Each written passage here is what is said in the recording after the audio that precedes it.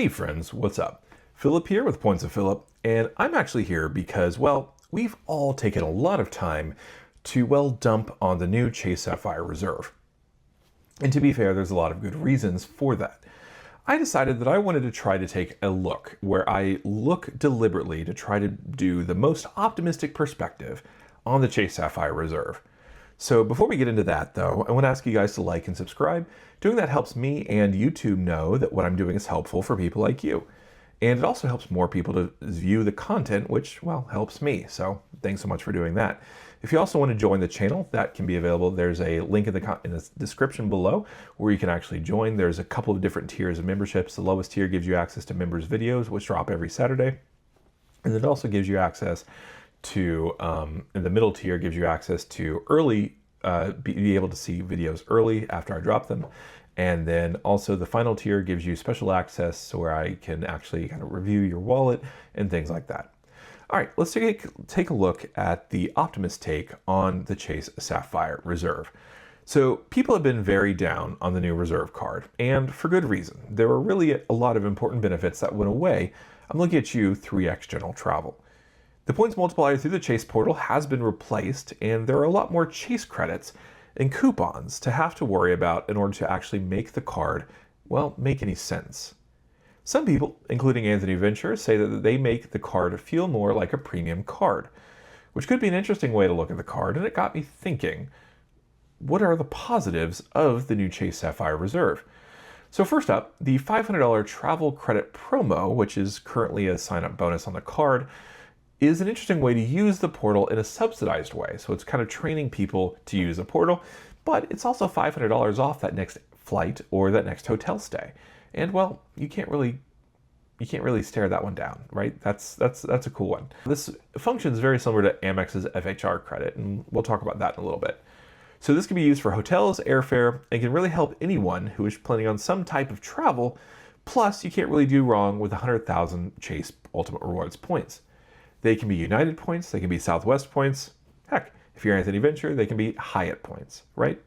You can also cash them out at 1 cent per point if you choose, allowing you to lock in essentially $1,000 in cash as that bonus. Now, I wouldn't personally use it for that, but you could.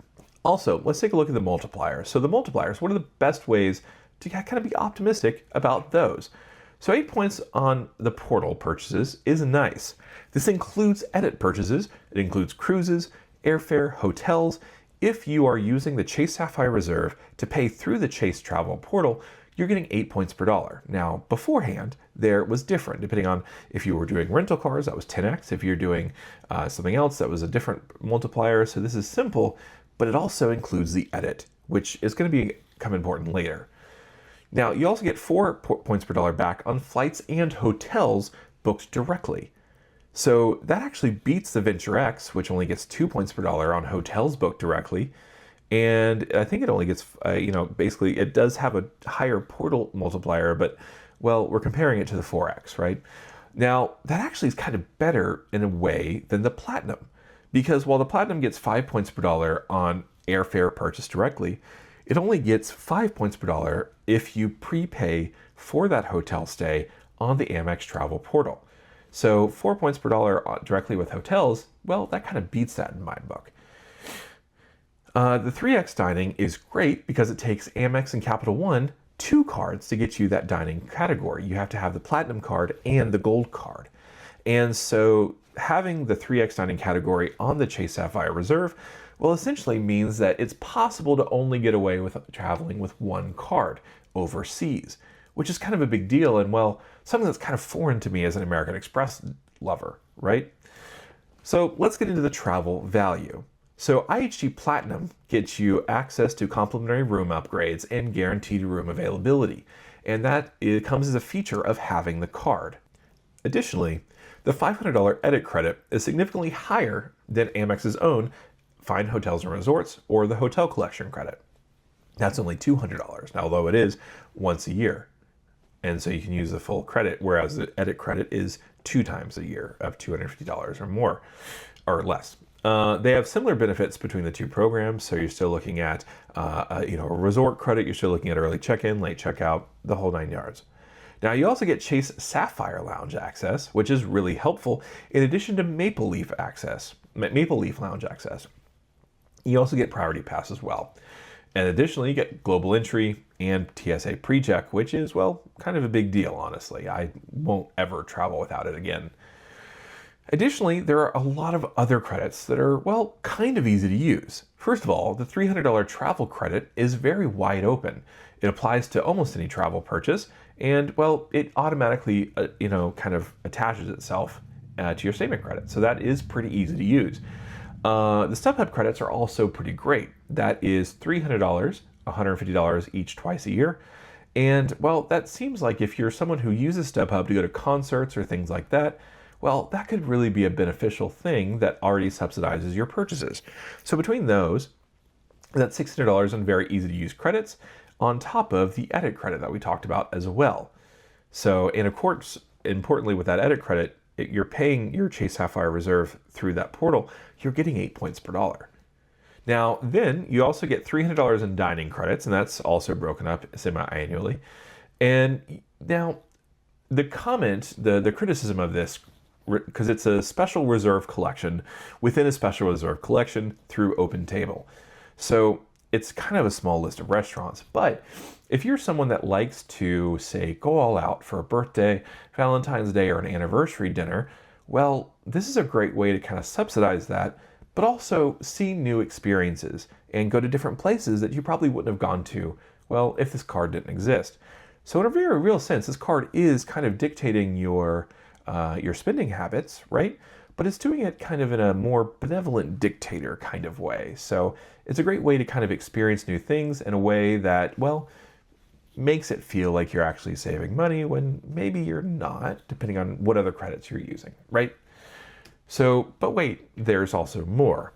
So there's access to Lyft credits, DoorDash promos, which are interesting. It's $5 a month in restaurant purchases and two $10 a month credits in grocery store purchases.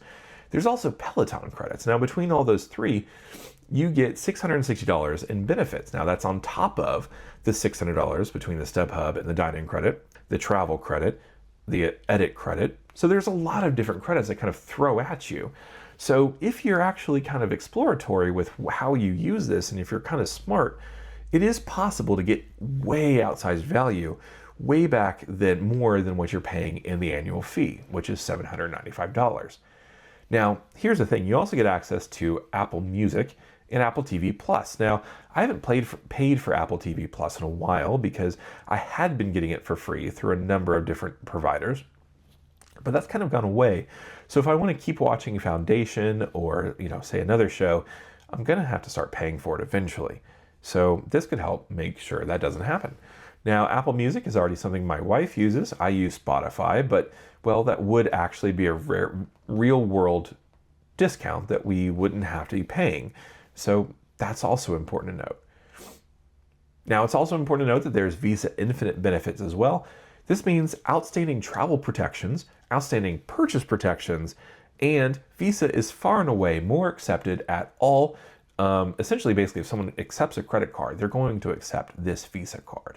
So that really makes it easier for a travel credit than, say, the American Express Gold card or the Platinum card, which may not be accepted as much. So all these reasons basically amount to, well, it's not terribly difficult to find value in this card. Now, the edit credit is a little bit more difficult to get value from than I would have preferred, but they throw enough credits at you that, well, you don't have to work too terribly hard to enhance your lifestyle in a way that can help to kind of recoup that high annual fee. And, well, it is very, very possible that annual fee is going to be less than the American Express Platinum card, which also comes with its own list of coupons and, well, its own lounge access, which, to be honest, can be better for you depending on, well, where you fly out of. Although I will say those Sapphire lounges look pretty awesome. I'll be able to tell you next month after I go to the Chase Sapphire Lounge in Philadelphia. But anyway, let me know in the comment section below if you guys think that this is, well, a card worth having. The Chase Sapphire Reserve is definitely something that I've kind of talked down on before, but, well, there is a way to look positively at these credits. So anyway, let me know in the comment section below. Thanks so much for joining me, and I can't wait to see you again. Until next time.